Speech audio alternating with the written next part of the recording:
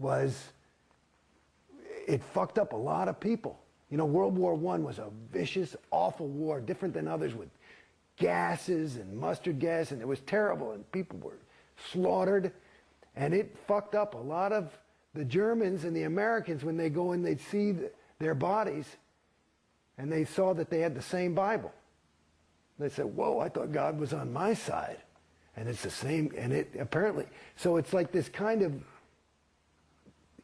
you know, when things are bringing people further away from others and distancing them, and Scientology to the degree that I'm a different species. You're a wog, I'm a homo novus. And I'm homo novus enough to be loving of you. You see what I'm saying? That's pretty bad.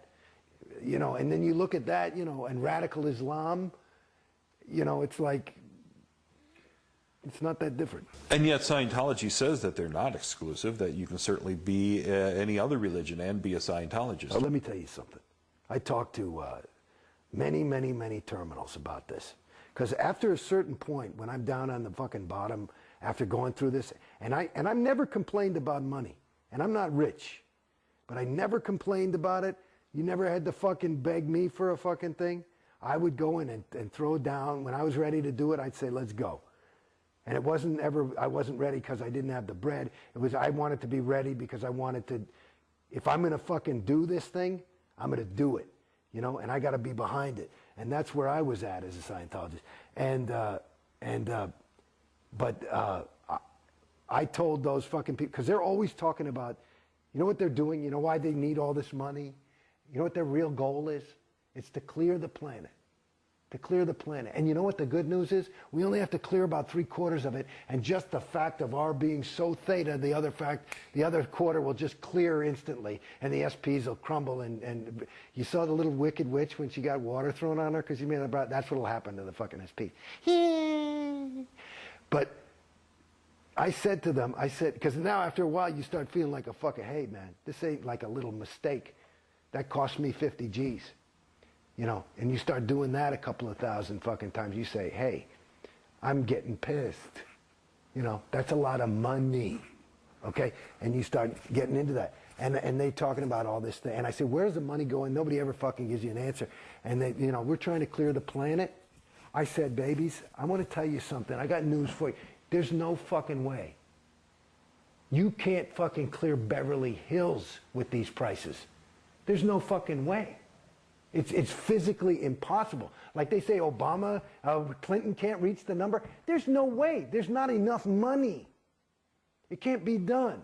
So that's a lie. They're not trying to clear any fucking planet. And if they are, they're going to have to bring the fucking money. The price is going to have to go so fucking down. I said, I'll wait then. I'll wait. I'll do it next lifetime when it's $250 to go clear, because I can wait another 40 years. You know, and it'll save me $1 million, and I'd rather my fucking kid go to private school. You know, so fuck it. You know what's interesting to me? There was a big thing about maybe 2 years ago or a year and a half ago that everybody wanted you to listen to your congresses, which is a Congress was this, you know, meeting that LRH had starting in early 60s. And he would get a group of people together and he would give a series of lectures on X. And usually it was about, it all really had to do with clearing. Because all the congresses were having to do with clearing. And well, let me give you, remember that I'm talking about the congresses. I'm going to give you the unabridged version. Is that okay? Sure. You sure? Yeah, time. Okay. When I was in that TR's course, my very first week in Scientology. Now again, I'm an actor, so you know, communication is something I kind of do for a living. So, and that's a whole course about communication. So I felt like I'm pretty good at this naturally. And one of the exercises is you take they use Alice in Wonderland, which has got full of these wild kind of sentences, and you take it and you read it to yourself and then you deliver it as your own. That's a TR1. TR2 is properly acknowledge somebody. So they say off with your head, and you say thank you to make sure they know it and end it. And there's all these other things. Now, here I was doing this TR. It was happened to be TR2. And somebody said, off with your head. And I said, my God. And they flunked me. And I said, why?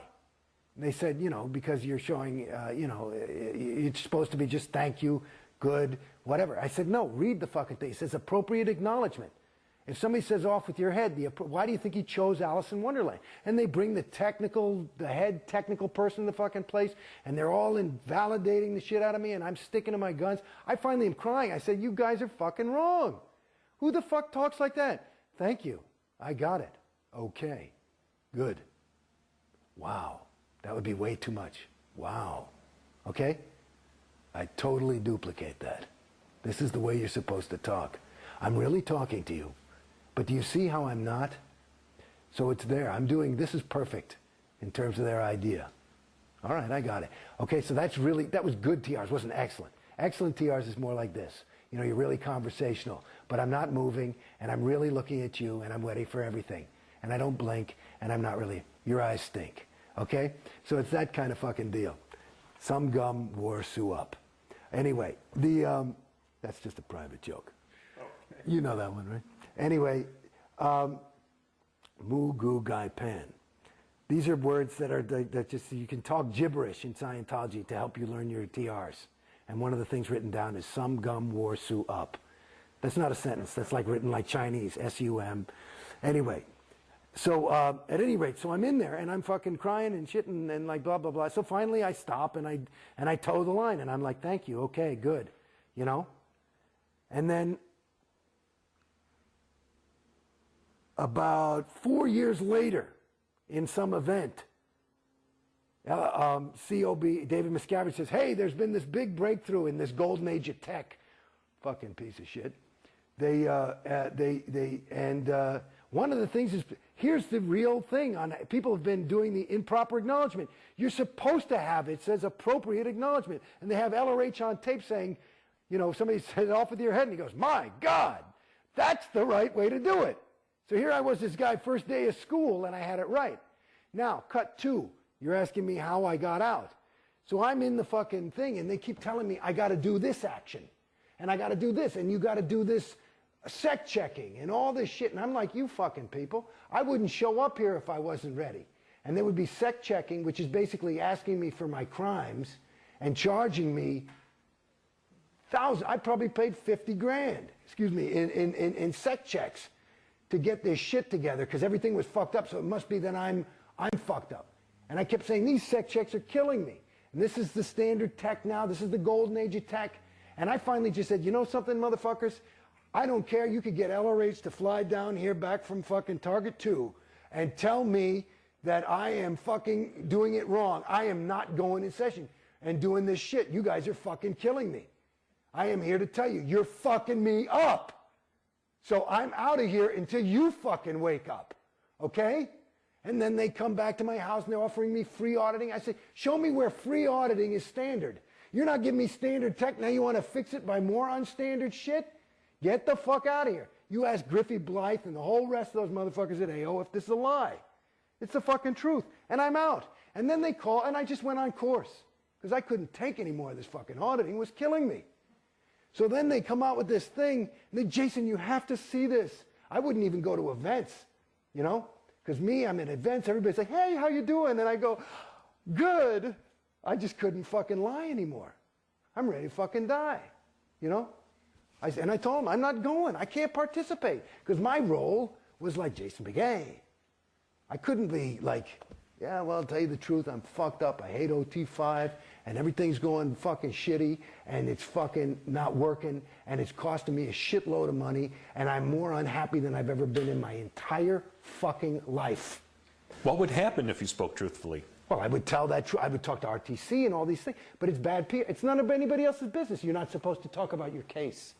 So this is going on, honey, this is going on for, I was in Scientology maybe 10, 11 years. The last 8 years like that, okay? And I'm paying fucking money. Maybe I paid $1 million fucking dollars. I don't know. I don't even keep track. I just said, what the, okay, here another fucking thing. This is going to work. You think so? Yeah, we finally got it. So anyway, on this fucking thing, I'm out of thing and I'm doing course and I'm just off auditing lines, you know? And then you got to see